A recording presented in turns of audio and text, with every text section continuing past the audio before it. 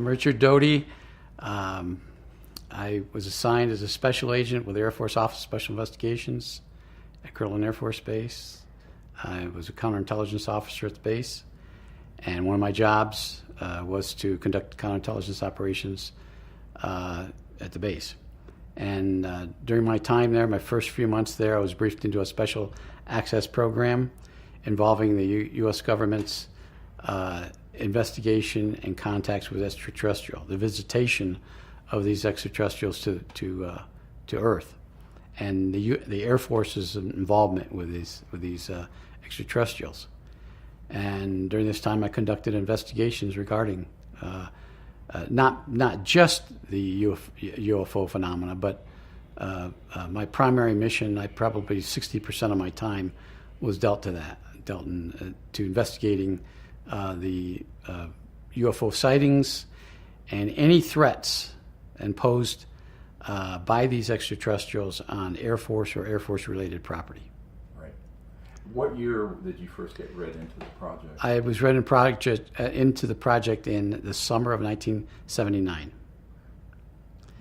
Okay. And the briefing was, it was a special access program. You have a special security clearance to have access to it. And I was briefed into it by an Air Force colonel from Washington who came down and briefed myself and a couple other people into this program.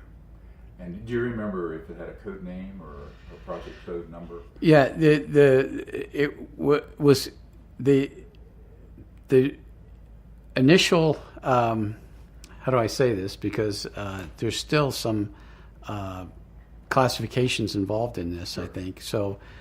It was the code name that I was briefed into. It was Yankee Black, but that was the program's briefing. It wasn't necessarily the UFOs program. It was just how it was a security code for an access program. Yankee White was access to the White House, and Yankee Black was the access that you would have to get into this program or right into the program. Right.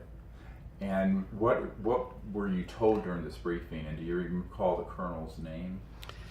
I'll leave the colonel's name out of it, but the briefing started with the history, U.S.'s involvement with this extraterrestrial, and it started out with a crash at Roswell, but actually, what the crash didn't actually happen in Roswell.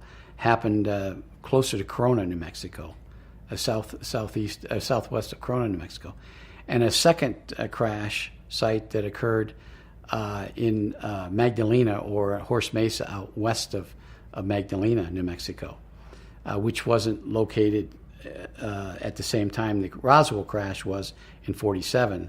The crash in Magdalena wasn't located until about '49. And did they share with you what they found during that investigation and recovery? They showed us the movie. They actually showed us, I believe it was a 16-millimeter movie on the recovery. And the narrator of the movie, it was obviously the movie was classified, highly classified. The narrator in the movie detailed when the crash occurred, approximately when the crash occurred in the latter part of June of 1947. And the recovery, showing military personnel at the recovery site, recovering the bodies at the site, and the craft that was at that site. And one live extraterrestrial was found at the site.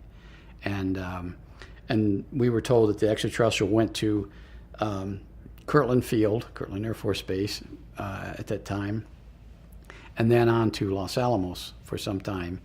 And it didn't explain fully in the movie exactly what happened to that extraterrestrial, although it did explain that it died in I believe it was 1952. But the bodies of the extraterrestrials that were found at the scene were in a deep freeze, placed in a deep freeze, and sent to Wright Pat Field in Dayton, Ohio. Did they show the actual footage of the craft and bodies? And yes. So what did it look like? What did they look like? The craft was more or less an oval egg-shaped craft. and it wasn't saucer shaped. The creatures were about 4 foot. Some of the creatures were mangled, were heavily injured, and their bodies were torn apart. But 2 of the bodies were pretty much intact, and I'm not sure why. If there was an autopsy, they didn't discuss that.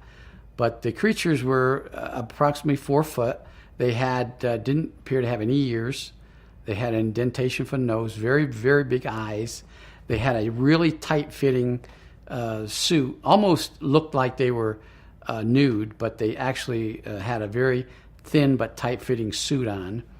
The fingers had no thumbs, just four fingers. Suction devices on their tips of their fingers, and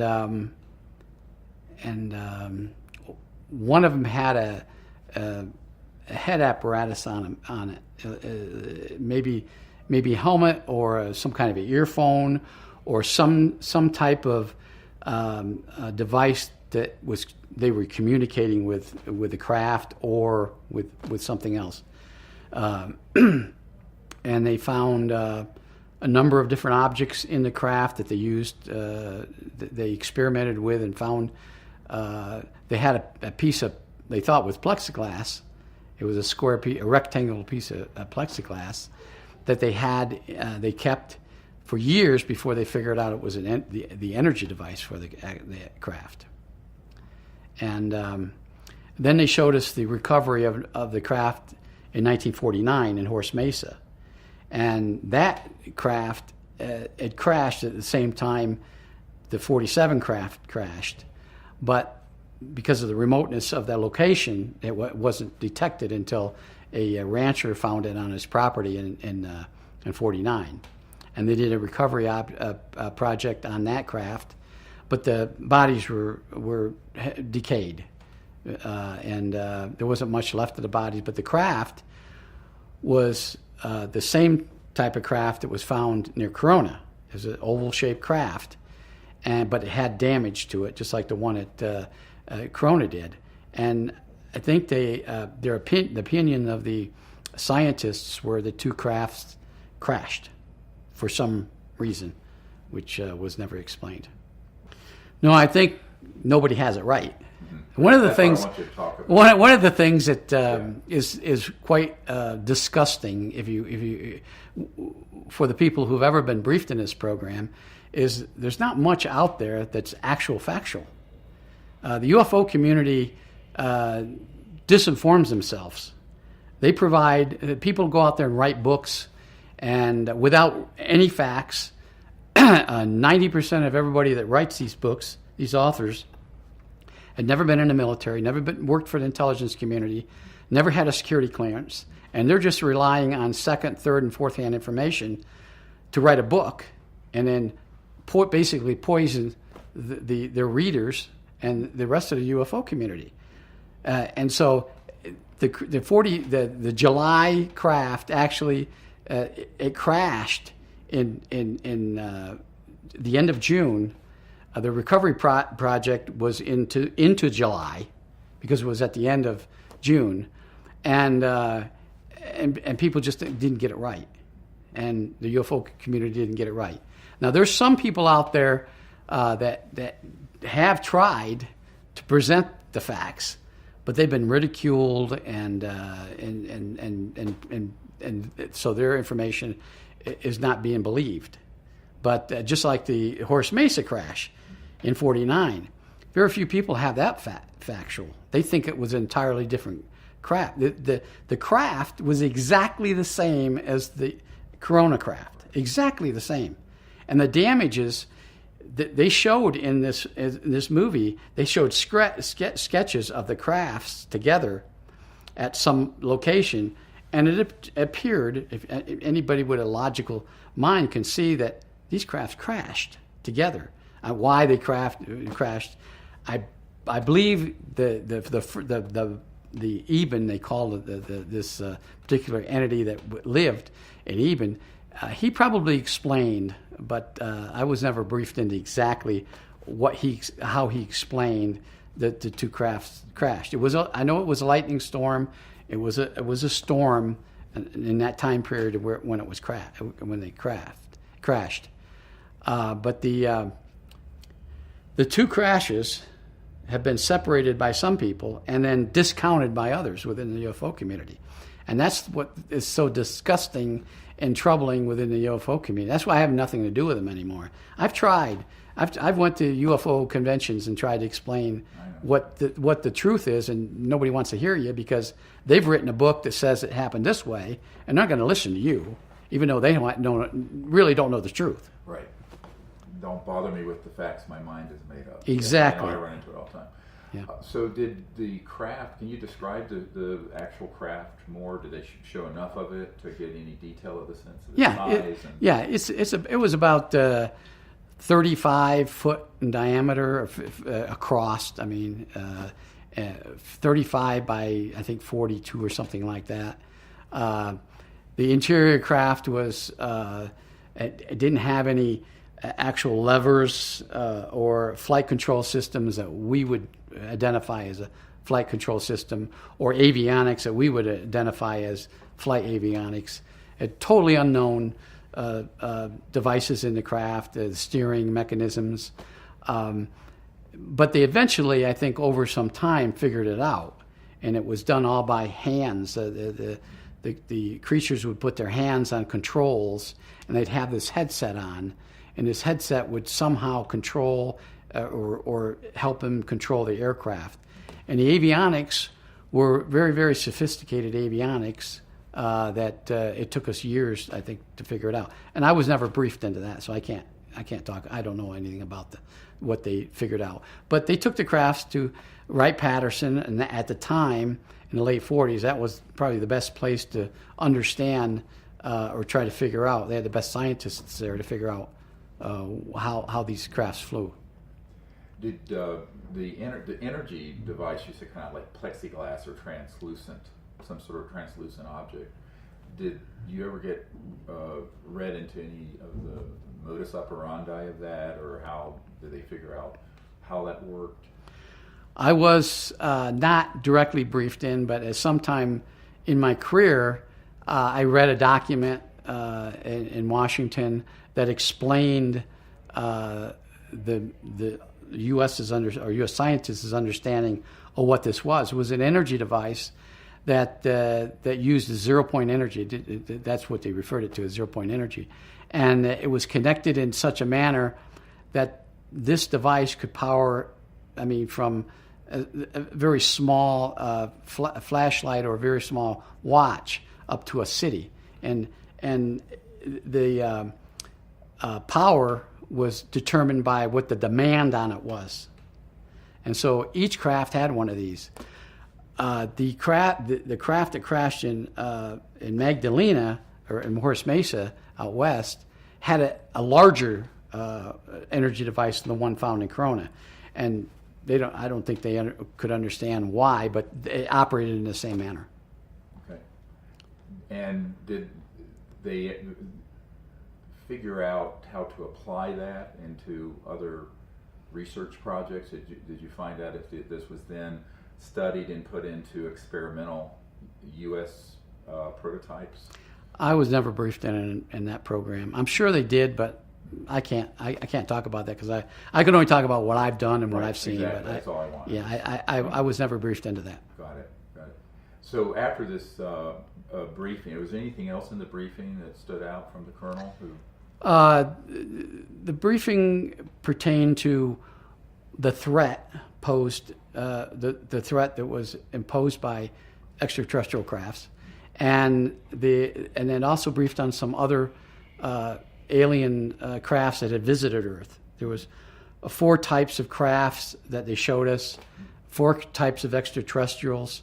And they never explained to us where they got the pictures of these extraterrestrials, but there were actually pictures of these weird-looking creatures that showed on the film that were extraterrestrials from some other location different from where the Ebens came from. One was looking like an insect, had huge eyes, very large head, a small body. They had 2 different appendages on their arms. They had basically 2 hands on each arm. And They had several joints in their legs, and they had a bubble type appendage in the front, and a lump or something in the back, and that was one of them. And the other one was You know how large those? they were about the size of a human, average human, about probably between 5 foot and 6 foot tall. And the second one was a very tall, thin, very thin humanoid that had long arms. The arms reached down probably to its knees or halfway between their hips and their feet. They had regular hands. Their faces were very, very thin. They were almost human looking, unless you really, really studied them, got real close to them, and then you determined they weren't humans. I mean, you couldn't identify them as human beings. They didn't have any hair. They had a cat-like eyes. Their irises were different than that of a human, almost cat-like. And then there was a third creature that was I found this out later, but at the time they just showed the creature, and it looked something like the Eben, but it was bigger. It had a bigger body than. But I found out later in a briefing I had in 1985 that was a genetically engineered creature that the Ebens made, and that was a briefing in '85 based on an investigation that we were doing. They felt it was genetically engineered. They knew it was genetically engineered, and I don't know how. They didn't ever tell us how, but did they read you into the neural complex with integrated circuits? And no. Were there any craft associated with these other species? Yes, yeah. What did those look like? One was a cigar-shaped craft. Mm-hmm. One was, excuse me, I think it was like 60 or 70 feet long and 20 or 30 feet wide, cigar-shaped. Second one was a regular saucer shaped, but it was really, really wide. It almost looked like one of those tops that the kids play with. Really, really wide. And they were puzzled. I remember in the briefing, in the initial briefing, the colonel said, we still can't figure out how this thing flies. So they pictured it. They took pictures of it. They saw it, but I don't know that they ever actually captured one. At least at that point, I didn't know. And they never told us that. And then there was another craft that was very, very small. It was about the size of a Volkswagen, but it was, a saucer shape, but it was, oval shape, almost like the Eben, but a lot smaller.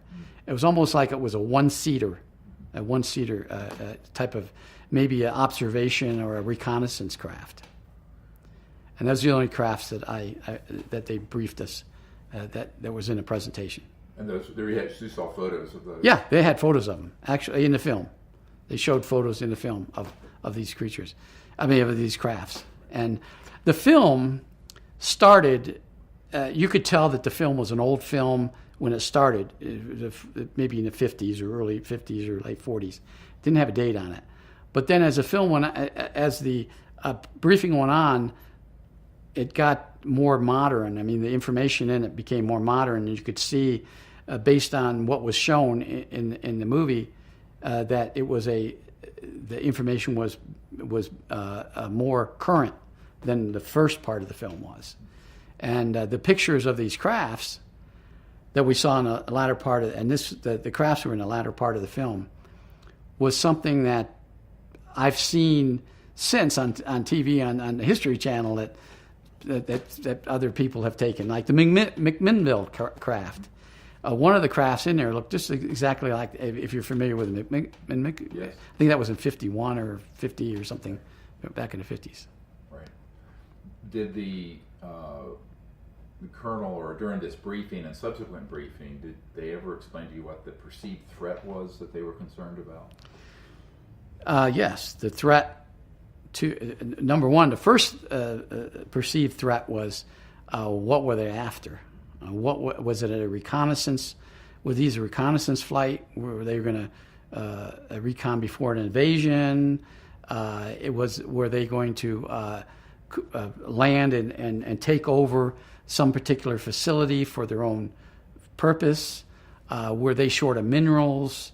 Because a lot of what we were told towards the end of the film was that a lot of these crafts later on were seen over uranium mines and other mining areas. And so they're concerned, what are they after? Are they after uranium or turn into plutonium or exactly what they're after? And so our job was to investigate, and determine, was there a threat? And if there was a threat, report it up the chain of command and hope it wasn't a big threat. It sounds like from their technologies they've gone a little bit past nuclear power, but was there any sense that the advent of all these occurrences had to do with the fact that we had developed atomic weapons? Because Roswell, of course, had the atomic bomb squadron, the only one in the world at the time, and this facility here, and uranium mines, and etc. Colonel Diedrichson, as you know, is one of the disclosure projects, said that every single one of our facilities had reconnaissance of, and was that discussed?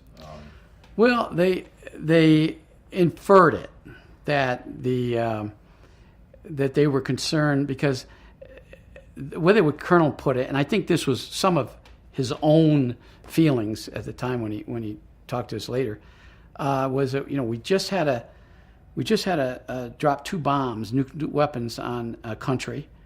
We had a test of that bomb a few months earlier, or a few weeks earlier, in New Mexico, and this probably was observed by these aliens somewhere, whether they were doing reconnaissance back then or how they had figured it out. So they came here to observe and try to figure out what the heck was that.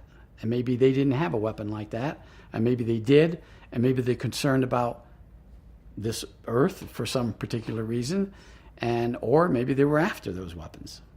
And that was a concern because security of nuclear weapons was the number one priority of the United States. Air Force, because the Air Force had a lot of nuclear weapons. One of the primary missions for OSI was protect counterintelligence operations against the threat of nuclear weapons. And Kirkland Air Force Base had a lot of nuclear weapons. And New Mexico had, at the time, like you said, the 509th Bomb Wing at Roswell had the only nuclear-capable strike force in the United States at that time. Right. That's right. Yeah. Right. So were there subsequent briefings, but from the 79 and 1985 ones, were there further updates during your career? When we were investigating something, we then asked for a briefing on it because we didn't get everything. Mm-hmm. We were given enough to conduct an investigation, have some historical knowledge on what we were investigating. But then when we in 81, I believe it was 1981, there was a scientist who died, an Air Force scientist who passed away, and he had an old Army footlocker full of autopsy photographs, and these autopsy photographs were of the creatures that died in the Corona crash. And so we went out to recover all this stuff. And I looked at these things, and it didn't look like humans to me. I looked at this, and these were actual, you being a doctor, you understand, autopsy photographs. And they were still photographs of autopsies. But they had the organs out. And I had a little bit of medical knowledge, not a whole lot, but I had a little bit of medical knowledge and looked at this, and I said, doesn't look like a heart or doesn't look like a lung. But what we found out was, and true, that these Ebens had just one organ that was made up of the heart and lungs. It was just one organ. And they had a couple different stomachs for different digestive reasons. And they had an organ that would take every single bit of moisture out of whatever they ate and fed the body. So they didn't really have to drink a lot of fluids. And when I found all this stuff, I took it in, I immediately classified it. I asked for a briefing. What is this? Is this human or not? Well, on the bottom of each photograph, there was a case number and a date. And the dates were in the 40s, 47. I think there was September something of 47, and the case wasn't a case number that I recognized. So then I asked, and eventually I got a briefing by a scientist who was a medical doctor. He was from the Armed Forces Institute of Pathology in Washington, D.C. He came out, and myself and the other agents that were involved in this, he briefed us. He gave us basically anatomy 101 of an extraterrestrial. And he said, yeah, in fact, these are the autopsy photographs from Corona. And did they have any further details that they provided them? Maybe the brain or any other organs? Yeah, the brain. Reproductive? Yeah, the brain had I don't remember how many lobes the human brains have, but they had 11 different lobes of their brain. And they had where their spinal cord met the brain. It had two little bulbs on each side, which they could never figure out what they were. It wasn't like ours, and their eyes were very sophisticated.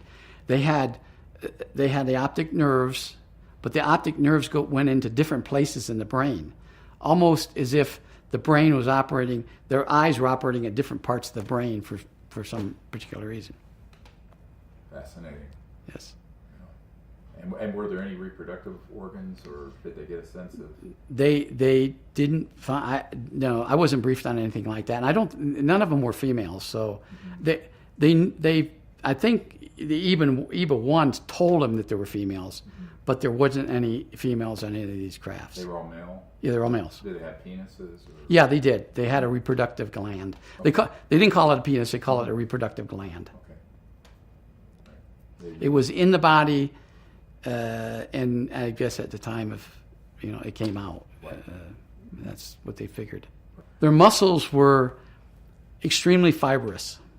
I remember that, especially the leg muscles. They weren't bulky, but they were strong. They were fibered, which I guess gave them more strength than what our muscles. They didn't have ears, but they had a canal with an organ or gland, I think they call it, a little bulb that they think was what they could hear out of. But they didn't have vocal cords like we had. Their vocal cord, they didn't have any. So this another thing that was brought in the briefing was very fascinating to me. When this creature was found, he couldn't communicate other than hand signals. So when he was taken in to Los Alamos, to a medical facility at Los Alamos, and examined, of course, the physicians didn't know what they were examining, they eventually were able to communicate through sign language. And eventually, somehow, somebody figured out how to do an operation on the vocal cord or insert something in there so it could talk, so it could make sounds. And I don't know how they did that. Did this living ET share how they communicated with each other? Through, I guess, well, I wasn't directly ever briefed on that, but I found out some years later that they did it telepathically. Right. Were there any humans that became adept at doing that with them? Yes, there was the handler. This the Eben that lived, the Eben one. He had an Air Force captain that was assigned to him, and the captain was a linguist, spoke I don't know how many different languages, but he was also an intelligence officer, and he was able to build a really good rapport with the Eben, and was able to communicate far more communications than anyone else could. And he actually lived with this Eben for, I think, the 3 or 4 years until it died. Do you know the names of any of the other agencies or project code numbers or code names that were associated with this subject back in that era? DIA, Defense Intelligence Agency, was intimately involved in it. Everything we sent up through OSI headquarters went to DIA. Okay. And there was a guy by the name of Tom Mack. Tom Mack was a project manager in DIA, for this project. The projects had various names, and some of the names were just a phonetic name, like Quebec, phonetic alphabet, military phonetical alphabet. The Q, you would say, if you were talking over the radio, Quebec, Q for Quebec. And so we would use phonetic for a particular operation with a district, a number, one of our district numbers, and then a progressive number, we call it, after that. So you might have a Q17, which District 17 was OSI at Kirkland, and then a number, a progressive number for the case number.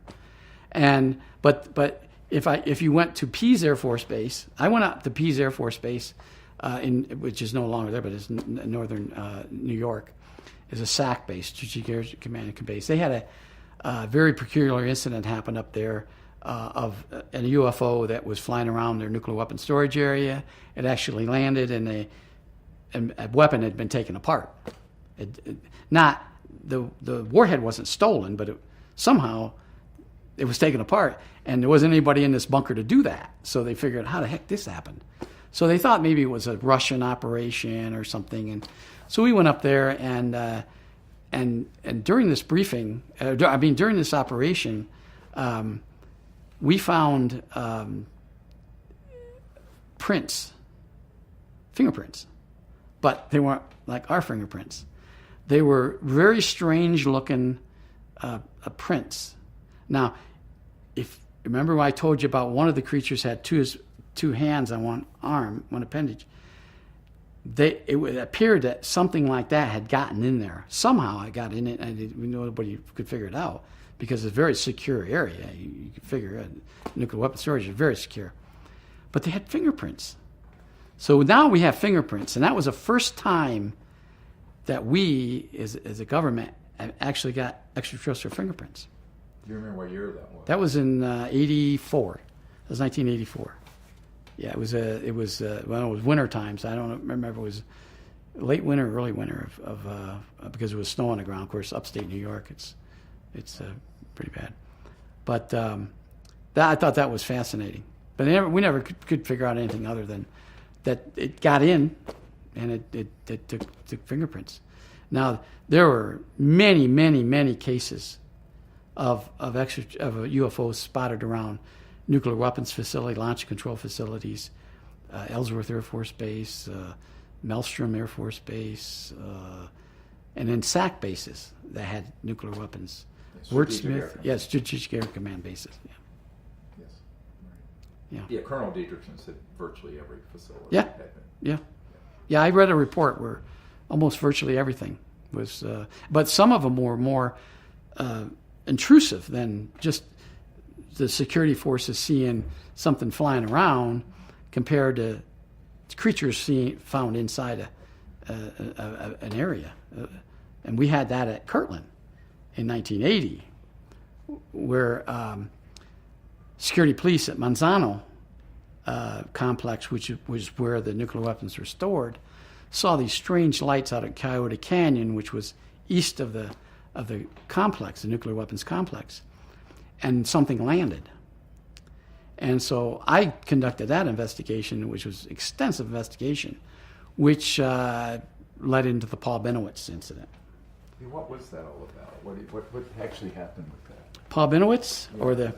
Well, both. Okay. I've seen some of the documents about the Coyote Canyon event, and also an earlier one, or around that time, where one of your security officers saw a disc Right. out on the... Actually, one of the security officers from Sandia Laboratories, they had their own security, was checking, it was driving around on a graveyard shift sometime after 2 o'clock in the morning, and saw a craft land at a bunker. But the bunker didn't have anything in it, but the craft landed.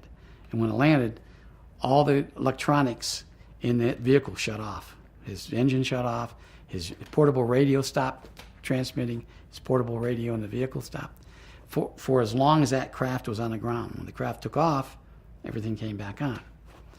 And so I investigated that. All we found was that something landed there. Was it on base radar? No radar. I checked it. The first thing I did was checked with FAA. And we had also at Kirkland, we had at that time it was pretty a secretive unit that scanned every single frequency that could possibly be generated in and around the base, radio frequencies. And so I went to them and I said, hey, did you guys pick up any strange frequencies on this particular time frame? Nope.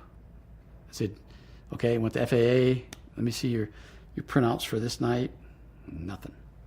So then I thought, well, are these guys making this up or what? Well, then the security police inside Manzano, I interviewed them separately, and they told me the exact same story. So I thought, it just makes too much sense to be a fantasy or hoaxing. So we investigated, but we could never find anything regarding that craft. But shortly after that, Major Ernie Edwards, who was the commander of the 1608 Security Police Squadron, the security Air Force security police that guarded Manzano, came to me and said, I got a phone call from a guy by the name of Paul Benowitz. He lives right outside the base. He lives in Four Hills, which is a housing community just on the other side of the base perimeter. And he told me he's seen all sorts of strange lights around Manzano. So I said, oh, that's strange. And so I started checking into it, and we found out that Paul Benowitz owned a business right outside the main gate of Kirtland, Thunder Scientific Laboratories. They made humidity sensors for submarines. So he had a government contract, and he had security clearance. So I went and paid him a visit, asked him about what he saw, and he started telling me all sorts of stories about what he saw and what he did and what he thinks they are. So we conducted an investigation just to make sure this guy wasn't a Russian spy. He wasn't, doing all these things. His house was literally just a few feet from the base perimeter. I mean, his backyard bucked right up to the base perimeter, and he had all this sophisticated. Now he was a physicist. He had all this sophisticated equipment on his patio, his upper bedroom patio, that was pointed towards the base, and that's what we were concerned about. So we conducted an investigation on him, not only us, but National Security Agency, because he actually tapped in, and this was classified at one time, I don't believe it is classified anymore. He was tapped in to a National Security Agency, an NSA project that was going on base, and which he shouldn't have been able to figure it out, but he did. Very smart guy. So we had to figure out how we're going to get him away from what he was doing. And so we started slowly convincing him, or not really convincing him, but just giving him the idea that this might be just UFOs, extraterrestrials. And he ran with that. And I know I had a lot of criticism about that. I fed him all this disinformation, and I made him go crazy. But Paul thought a lot of this up on his own. I didn't have to. It wasn't very difficult for me to convince him what he was seeing. He just told me it's UFOs. Years later, I became friends with him. Years later, after I got out, he still owned it. I tried to explain to him that what he saw wasn't, but he would never believe me. He eventually went crazy and he died some years later. But some of what he was seeing was he took pictures of strange-looking lights in orbs. And, in fact, I sat, and not just me, Jerry Miller, who was he had been a Project Blue Book investigator some years before, and he was in the intelligence staff at Kirkland, not with OSI, but with another agency. Him and I sat in a room, probably not any bigger than this, with really tall ceilings. And Paul was sitting, and we just had dinner, and we came in, and we had some coffee, and the lights were down. In fact, none of the ceiling lights were on. We had just some table lights on. And we were talking. It was 8 or 9 o'clock at night, in a winter night. And he says, he was explaining to us what he was seeing. And all of a sudden, we see this orb up in the corner of his room. And I looked at it and I watched it. Nobody else saw it at first. And I kind of elbowed. There was three of us there. It was me, Jerry, and another agent by the name of Steve Atzett. And I hit, and Jerry looked up and he said, and we didn't say anything to Paul. And it started flying around the room. And then, of course, Paul saw it. He said, well, there it is. We looked around like, what the heck is this thing, you know? And so we watched it for maybe 20 seconds, and it disappeared. And went right back to that spot. Well, Jerry thought that it was created by Paul. And Jerry confronted him. He said, Paul, what did you just do? Paul said, no, I didn't do anything. He said, can I look and can I check things out? Yeah, go ahead. Well, Jerry's a scientist too. He looked all over, went up to his room, couldn't find anything that could have generated something like this. It was a ball of light with like little sparklers around it. Mm-hmm. And he says, that's the aliens. Mm-hmm. That's their reconnaissance. That's how they keep an eye on me. And a few weeks later, we were in his house without him being there. Now, a lot of people are saying we broke in, we surreptitious entry. He gave me the key. Paul gave me the key, told me to keep my eye on, if you ever want to go in there, here's the key. So we didn't get any search warrants or anything, but we went in there and we saw a real small orb, not the same size we saw earlier, real small orb that burned a hole through his ceiling. Through his wall, from one room to another. And when we came back a couple of weeks later, we told him about it, and that burn hole was still there. Oh. So at first, we thought Paul was just hallucinating, you know. But the more I looked into this, there was something to this. He was actually photographing extraterrestrials. Not so much of a creature, but of their reconnaissance or their small orbs that they used to conduct experiments on humans. And he had, I don't remember how many, but he had a whole group of pictures that I told him, the next time you take any pictures he had a Canon 35 millimeter, one of those, well, at that time it was new. He had a Canon 35 millimeter, and I told him, I said, if you ever take any pictures of UFOs, don't develop them. Let us do it. And he said, okay. So he calls me one day. He says, got a whole roll of 32 or 30, whatever many's in one of those rolls of photographs of these UFOs that I took over at the base. So I went out, picked them up, took them over to our secure photo lab, gave them to our secure developer and said, hey, develop these. And I stayed there, watched, wait. I said, I wanted some 3x5s and, 8x10s and whatever you can. So, an hour later, however long it took, he comes out with them. He says, what the hell are these things? And they're oval-shaped crafts flying above planes that were landing at, now Kirkland Air Force Base shares a field with Albuquerque International Airport. So planes coming in, these things would fly right over top of them and then veer off. Were these more like orbs, or were they structured? No, they were structured. And I can't remember how many photographs there were, but they were structured structured crafts. And we had them blown up. The photo guys could do a lot. And we had them blown up. Whereby these crafts were about as big as the Corona crafts. And they were exactly. Oh, absolutely. Details, struts, the bottom of it. Well, there was one particular one, and these were color photographs, showing a blue trail coming out of the bottom of the craft, which is probably the energy device. And we sent them all up to headquarters, and I don't know whatever happened to them. Were they seamless? They were seamless, yeah. Seamless, yeah. And did whatever happened to these photos, or were there any videos, or was it all photographs? No, all photographs. He never did any videos. Okay. No. Now, he didn't do a video, but we had a video that was brought to us at the base of this guy who was lived in Placitas, north of Albuquerque. Lived in the mountains. He was retired Air Force. I believe he was a pilot, and he had a video camera setting up, and he was watching animals. He lived in a remote area, and deer and elk would come up to his back area, and he was pretty much filming that. He was a wildlife amateur photographer. But one night, he heard a noise, went out, and this craft hovering right over his backyard, and he took a video of that.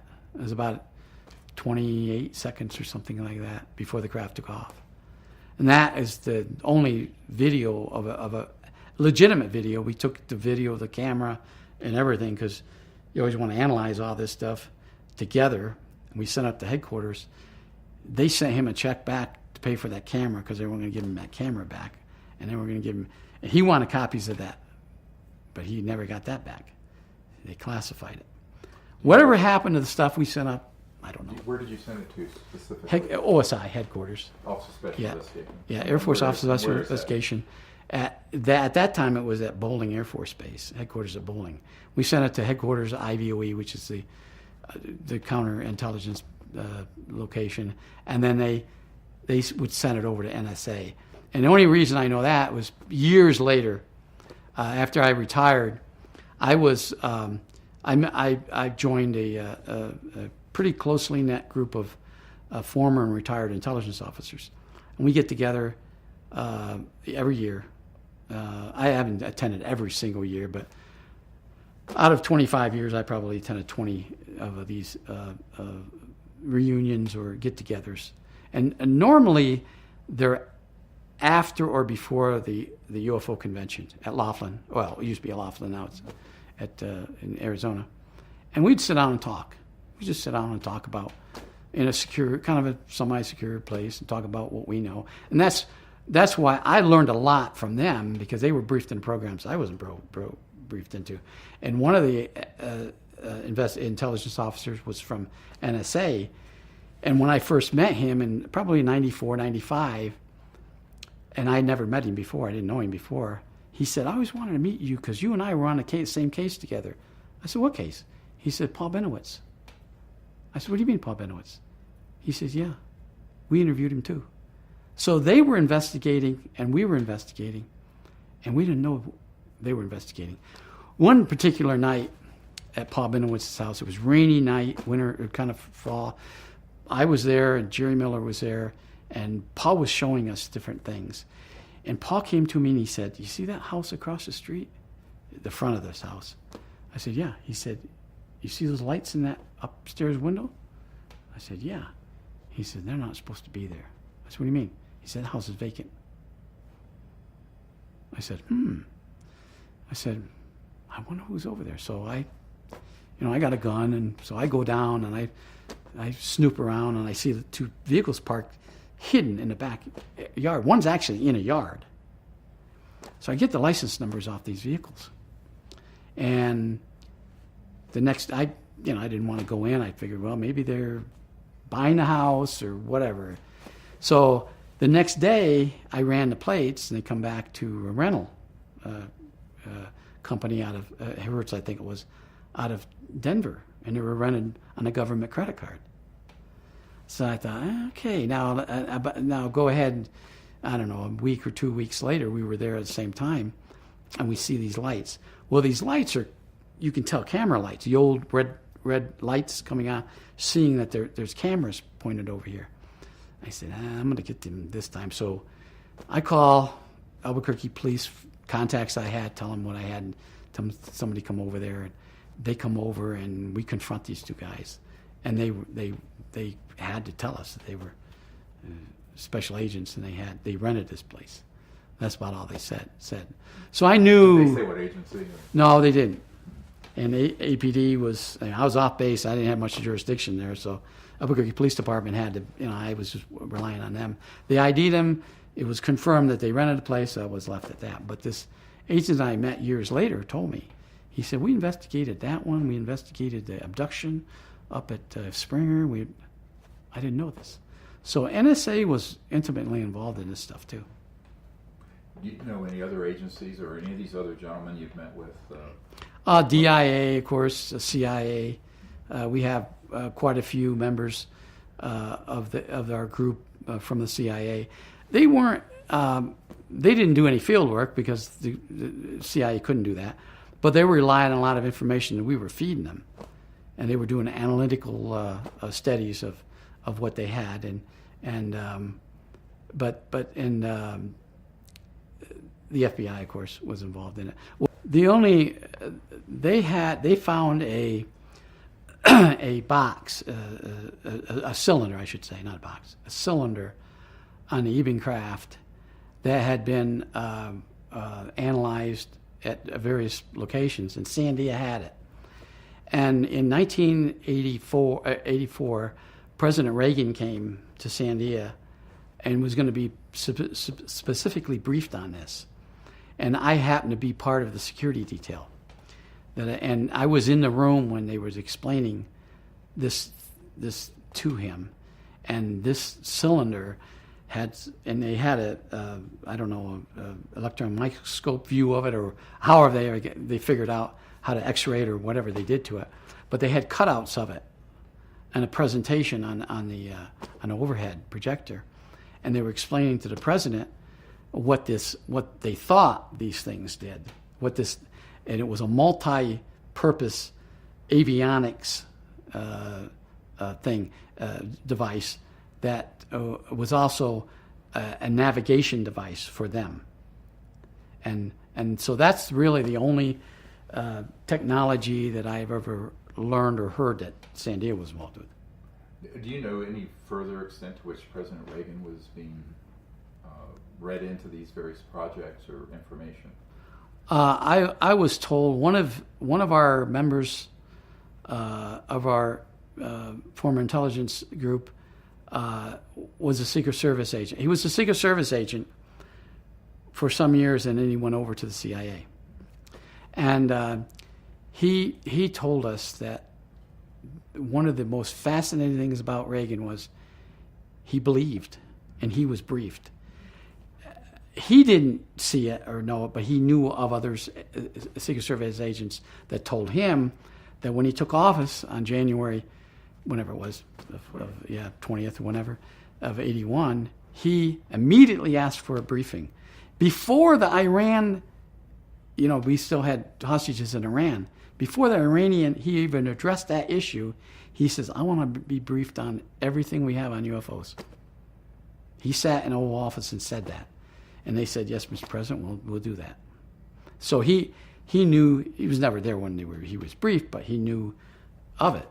I went to Washington to get a award for something I did, which is still somewhat classified, and I met the president. I never talked to him about this subject, but he knew something because he said to me, I know you work on some very interesting things out there. And that's all I said. We didn't go, I didn't have a whole lot of time. We were in the Oval Office for, maybe 2 minutes or 5 minutes, whatever it was. And he gave me something, and he gave me presidential cufflinks. But and I knew I knew what he was talking about.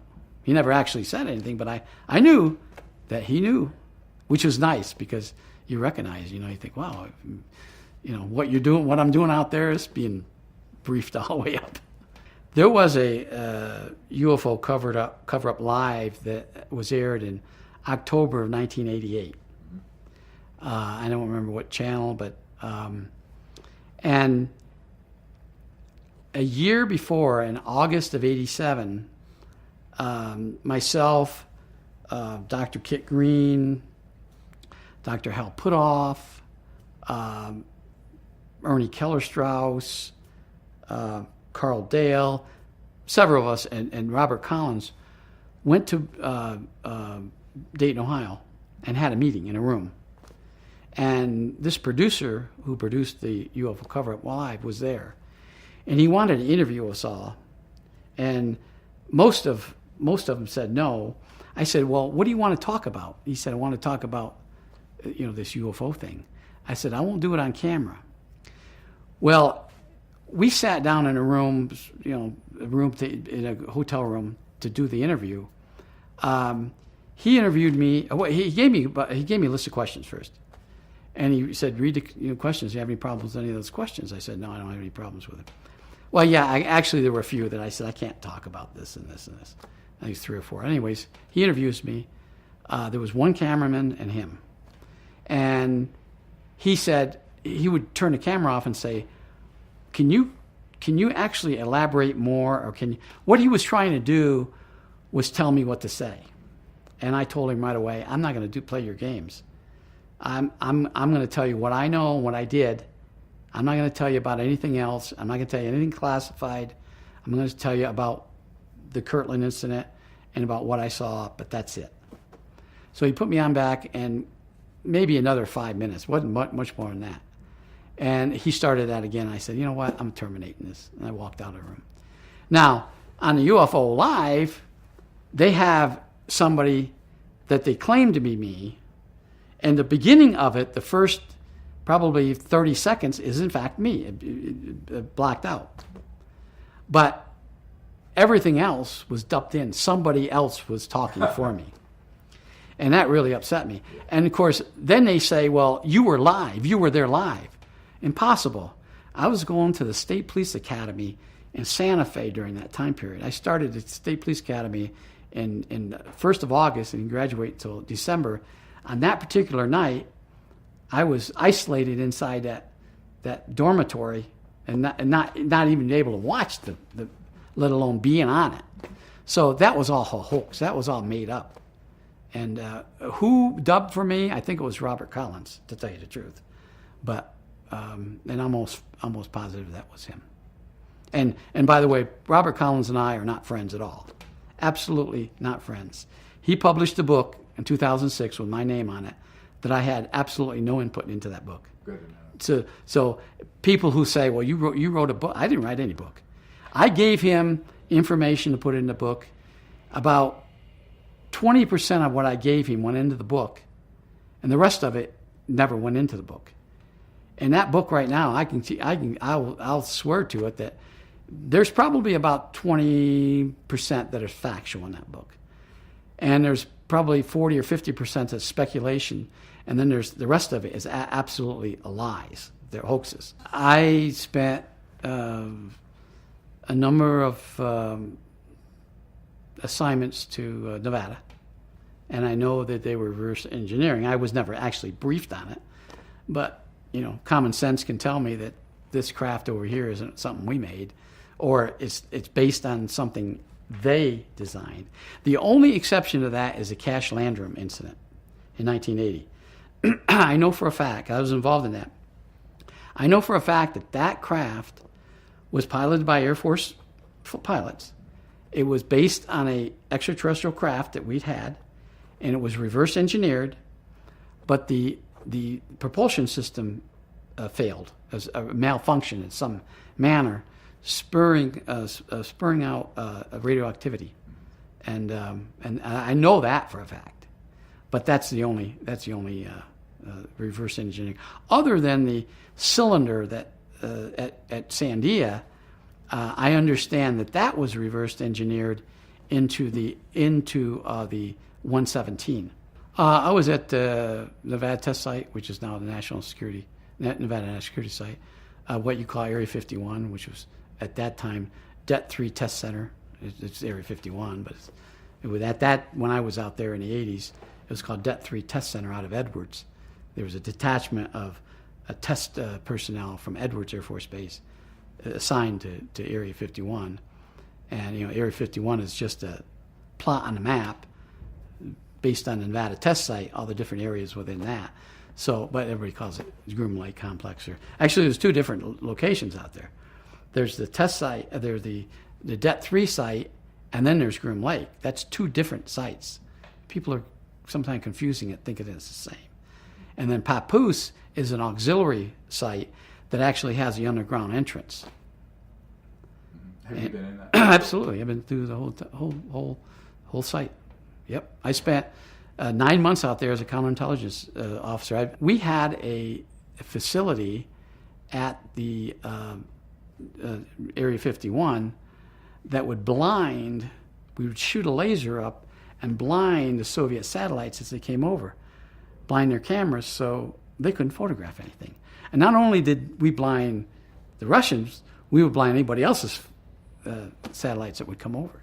So it's very difficult to get actually photographs during that time period of Area 51. And now I don't know that they have that out there anymore. I've been out for a long time. What year was that you were? 81 and 85. And when you were out at that facility, did you see any man-made, sort of based on reverse engineered objects? Yeah. That were used, what might be called electromagnetogravitics or anti-grav type systems? I saw one, what I would prefer, nobody actually told me it was an anti-gravity craft, but the way it was operating and the way it could lift up by itself, we watched it, it had to be. I don't know what else. I'm not a technical guy, but I could look at it, and just common sense tells me this thing was anti-gravity. Now, but I think that craft was an actually alien craft. I don't think that was a reverse engineered. There's two different complexes out there. There's one that I believe Lazar was talking about with the alien crafts, and then there's an entirely different area for the reverse engineering craft. They're not together at all. They're not in the same hangar. They're not next to each other. They're in different locations. The underground crafts, the underground facility housed the extraterrestrial crafts. The above ground facilities and the far end of the complex housed the reverse engineered aircraft. They had the bodies of all sorts of different types of crafts that they were manufacturing or testing that he put together and try to fly it. Had a lot of crashes out there. So a lot of these things didn't work, but they had those. But I know I read a book where it says everything was in one hangar and that's not true. They were all separated, and they had different people. It was compartmented. They had people over here dealing with those extraterrestrial crafts, and they had people over there that were dealing with the reverse engineering craft. Now, the material, the information came through a third party, bunch of people, scientists here, who would feed it out to there. Those people didn't have access to them, and they didn't have access to the other one. Did you ever see any of the ET craft when you were there in the underground? Yes. I saw two. The one that defied gravity, which no one ever told me it was an ET. Can you describe it? It was a oval shape. It wasn't very big. It was probably 10 feet by 20 feet. It wasn't very big. It had, I think, legs or landing gear that we had put on it because they didn't fit the structure of that craft. And it had these portholes that were almost fluid-like. You look at it and it looked like you're looking through water, if you know what I'm talking about. And I never saw the inside of it, but I only saw the outside. And I saw another craft, a huge craft, that was in the Papoose complex. When you first go down into it, the first bay area on the right-hand side, huge craft, probably 100 foot by 100 foot. I was never told what that was, but it looks like an older craft that had crashed, and because there was damage on it.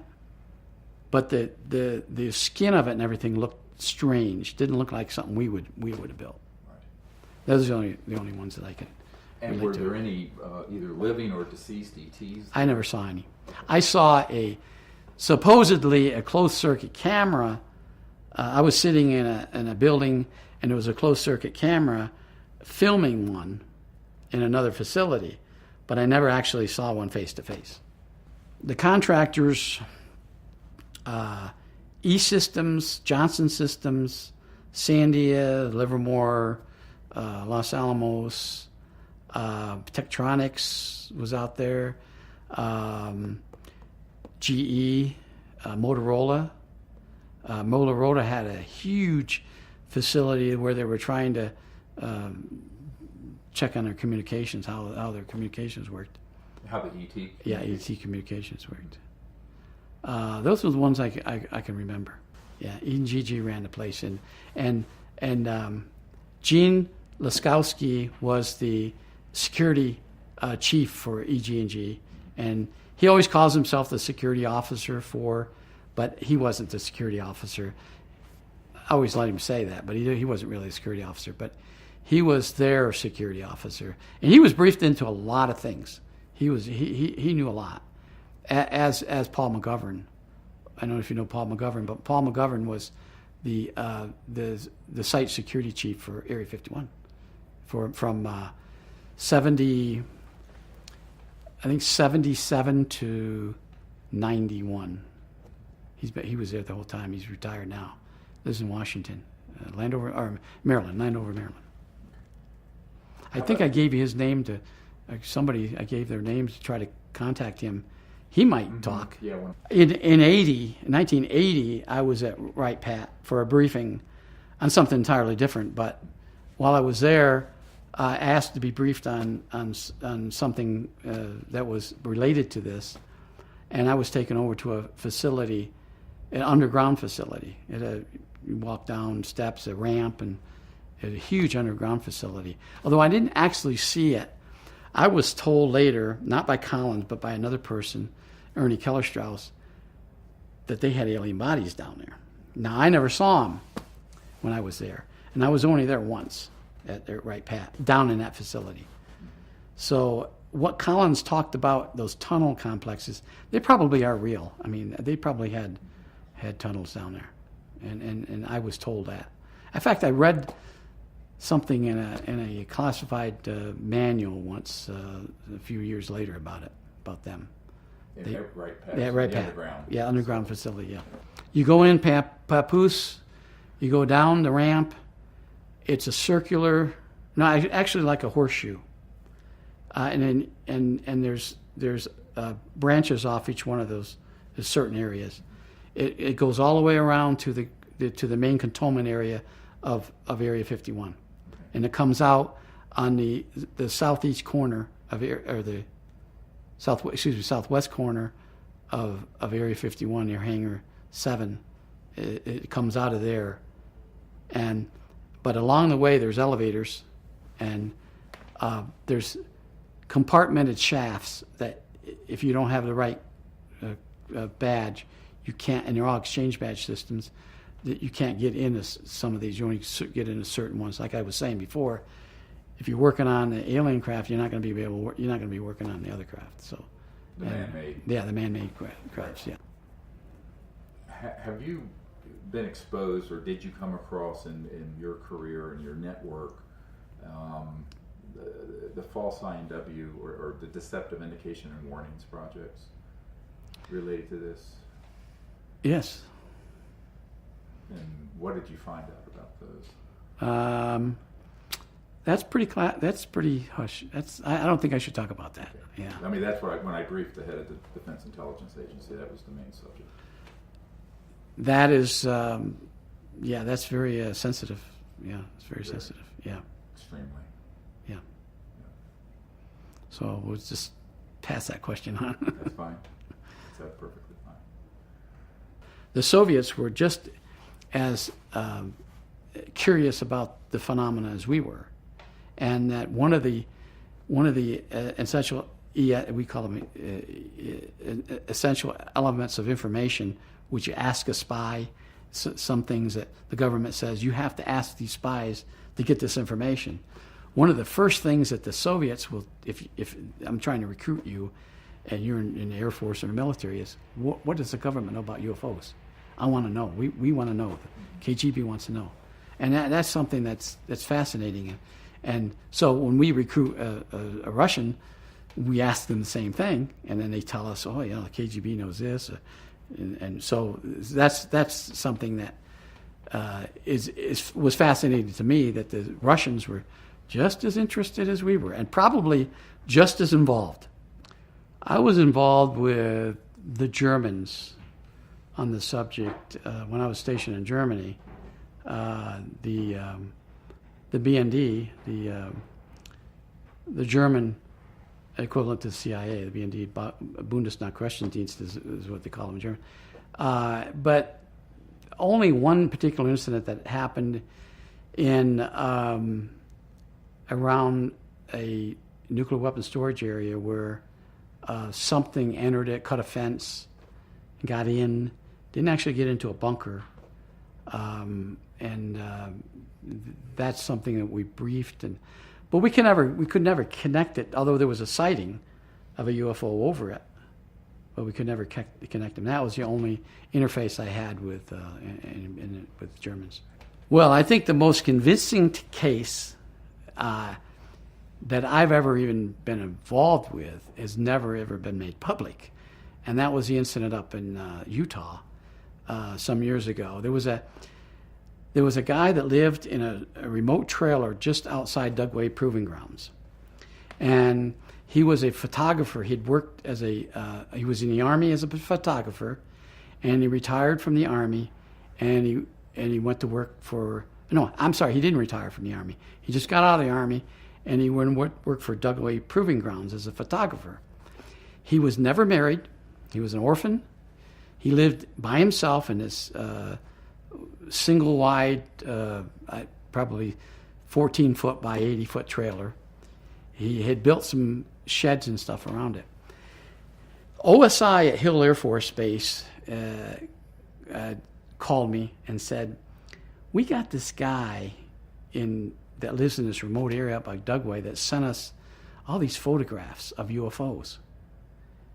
He said, "And we don't really have anybody up here that's," and this was like 84, latter part of 84 or first part of 85. "We don't have anybody up here that can really, talk to this guy intelligently. Could you come up here?" Because they didn't have a 9Q. A 9Q is a OSI designation for somebody that investigated these things. So I went up there. I talked to my boss. He said, "Yeah, go up there, or whatever you want to do." I went up there, flew up. We went out and visited this guy. This guy was not a very intelligent person. He had a lot of common sense, but not well educated. He only went to 8th or 9th grade, but there wasn't anything he didn't know about cameras to take pictures. He learned this all on his own. I mean, the Army taught him, but then for years at Dugway, he took pictures of things out there. He showed us a book of all these photographs and these creatures. And we were saying, "Where did you get these things from?" He said, "They land out here." He said, "They land out here?" I said, "Well, when did?" He said, "Oh, they left a long time ago, but they come here and landed for years." I said, so I asked him to tell me the story. And he tells me that in 68, the latter part of 68, he came home from work. It was a fall day. He goes in, makes his meal, and all of a sudden he hears some noises. He has a cat that ran around crazy. And he goes outside and he sees this craft landing in his backyard. And he went in and got his camera. Of course, being a photographer, went out and took pictures. And creatures came out. He took pictures of the creatures. And he has these pictures there. What did they look like? They looked exactly like the Ebens. Mm-hmm. They were Ebens. I mean, they never talked to him. But he said, well, they didn't talk to me with words, but they talked to me in my head. He said, I could understand then that they were having problems understanding me. And he gave him all these gifts that he had. And at first I thought this was a setup. Honest to God, when I got there, I thought this is too real to be it. It can't be real. And I tell the guy, the OSI agent from Hill, I said, is this a setup or something? Or this guy had movie props? Or this isn't real. He said, why are you saying that? I said, because it looks too real to be real. He said, no. He said, I don't know. He said, we've never been out here. So he showed us everything. And the contact lasted from about the 60s, late 60s, until about 75, 76. And then they told him they were leaving. And they gave him these gifts. And they're star-shaped. There's some of them that were like bronze statues and little models of things. And he said, they gave me, these are gifts they gave to me. I said, one of the questions I had was, why are you telling us now?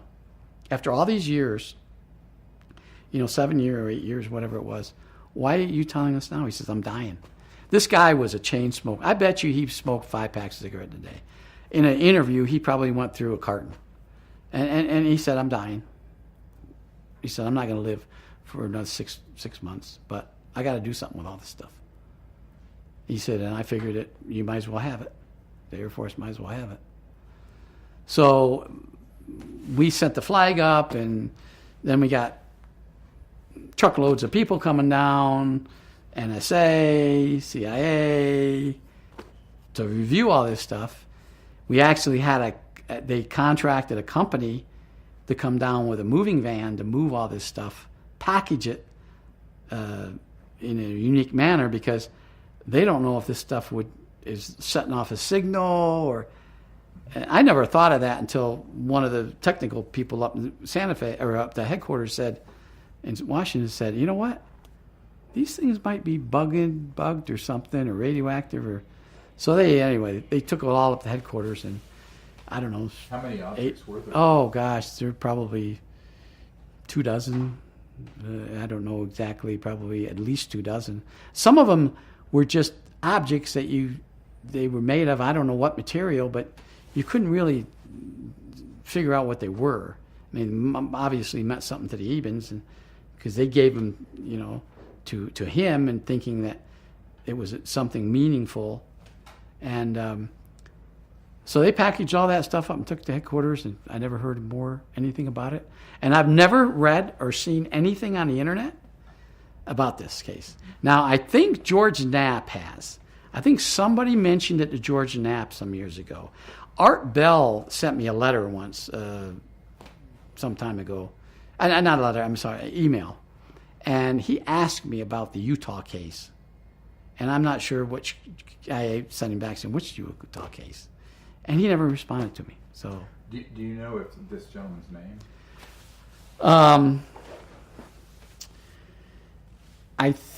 His first name was James, and he had a very funny last name. It's like a Polish name. Zadowski or Zadorski or something like that. He was a Polish origin. I knew that, and but he was originally from. He grew up in a orphanage in Northern California, but I guess his mother and father came to the West from they immigrated Poland to the United States, and then they went west to California, and I don't know, somehow they died, and he was 3 or 4 years old, and I don't remember how old he was. Do you recall what these objects look like? I mean, just a few of them, the ones. Some of them were shaped like a heart, a bronze heart, with some calligraphy inside of it, and some of them were just statues of, almost like ceramic statues. Of something, maybe a god or something. You couldn't really explain. They were small. Some of them were this big, and some of them were real big. And there was another one he had was a wreath, almost like a wreath, and there were different symbols around this wreath. And in the back of it, they had these appendages that came out, maybe to put it on a stand or something. I could never figure it out, I'm sure. And I only saw them when one time that he showed them all to us, and then when we came back to package everything up, to send them up. So they're up in CIA or DIA or someplace. Be interesting to. I'm sure they've been analyzed as well. Yeah. Were the photographs daytime of the craft? Oh yeah, all of them were daytime that I can remember, and they were as clear as you can ever. And he took pictures inside the craft. These are pictures inside the craft. What did those show? Where they showed instrument panels, showed a screen, a huge screen with maybe the universe or star charts or navigational charts or something like that. And they told him he had this chart, and this is we were leaving the first time when he said, "Oh, I forgot to show you this," and he went into a chest he had, and his house was a horribly maintained house, and he finds this. It's hard to explain it. It's like a laminated paper that has these lines through it, and he unfolded it, and he said, "Oh, this is where they came from." Well, there's no references on it, so you know, where is this? He didn't know. He said, "But this is the chart they gave me," and that's the only thing that we actually took back that day with us. And then we, of course, came back later and get everything. And I don't know what they ever figured out. They don't ever tell us much after that. It goes up. Yeah, it goes up and never comes down. Did you ever hear where, I mean, there's all the UFO lore, which I discount, but where some of these ET species were from, what star systems? The only one that I know for a fact that I read later was Zeta Reticuli. I don't know. Zeta Reticuli. Yeah, Zeta Reticuli. But there was a species from. Yeah. And that was from Evans. An official source. Yeah, that was from official source. Now, there's a lot of people within our retirement group, a lot of speculation on different star systems and close star systems and things. But officially, that's the only one I know. Had you heard of any the projects that deal with ET simulations? What I'm referring to here, there have been some contact events. The one you're referring to, I have sources, was actually not ET, but was, if you will, a staged event by military or special operations to look ET because this woman had seen something classified. Have you heard of those sort of operations? Yeah, but Well, this is I'm not sure the if false INW. Yeah, right. We did do that. Yes, OSI did that. There was a special group out of the 7602nd Air Intel Wing at Fort Belvoir that came out and did that. They had these people that had maybe some sort of defects, anatomical defects that were brought in to fool people into thinking they're aliens. Yeah, I can't give you any specifics because the program is still classified, and they probably still doing it. I wouldn't doubt it. They were still doing it. Yes, I've interviewed a number of men in those special operations. Programs. Yeah, there was a special, a highly classified operation that occurred in Tacoma, Washington, in I'm saying maybe 86 or 87. That was exactly. It was at the a naval base in Seattle. I think it was Whidbey Island Naval Air Station. I think, but anyways, with Naval Air Station up there, where these civilians got onto the base and got into something, and they saw something they weren't supposed to see, and this group came out and went into their home and scared the dickens out of them and staged an alien event. Exactly. It's very sensitive. Very sensitive. Yeah, that and some of the other things that we did in recruiting people. We one of the things that you want to do to protect a base is recruit people outside the base to report into the base.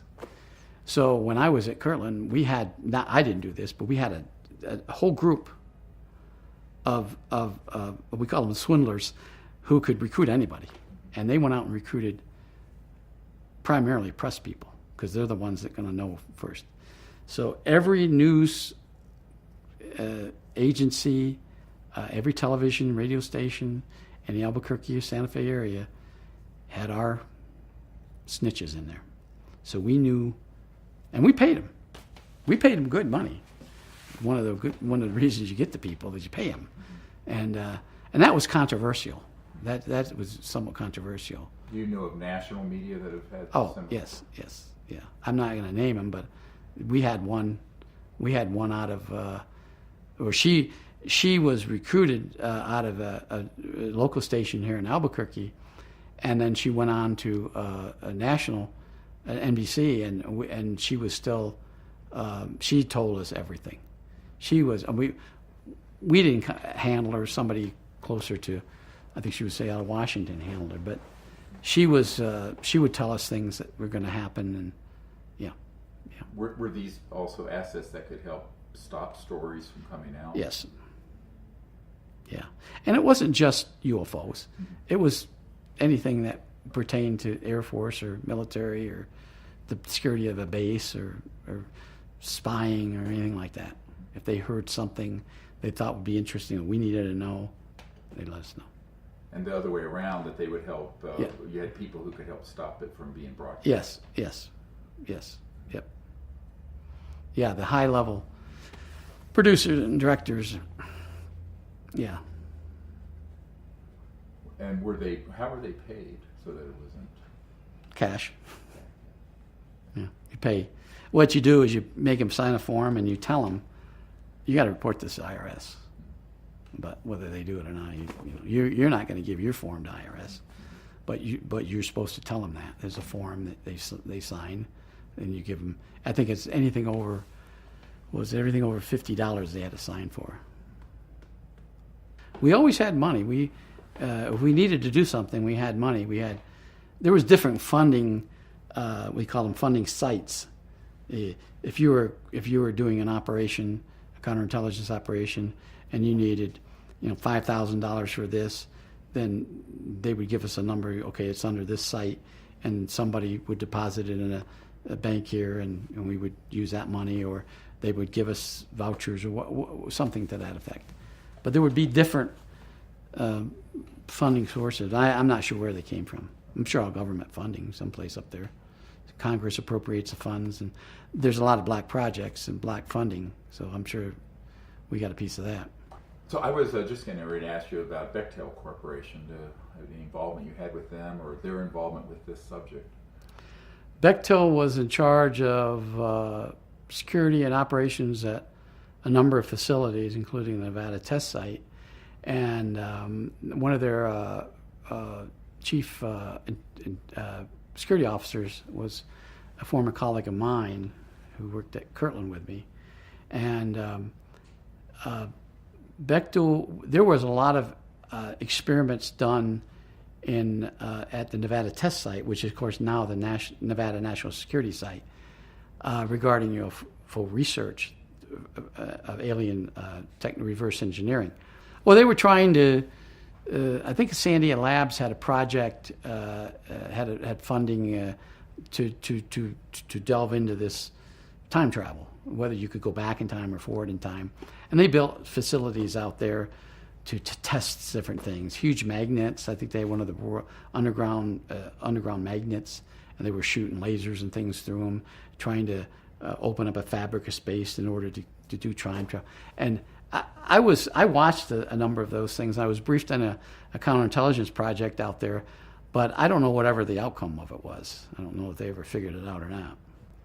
How about any experiments did you hear of or come across experiments dealing with so-called teleportation or moving across space in a nonlinear way? That was part of this project that they were doing out there. They actually, I think, teleported something from one end of a table to the other. I think that's the best they ever did. But and maybe that's all I know. Maybe they did more that I wasn't aware of. But you had knowledge of that? Yes, I did. Yeah.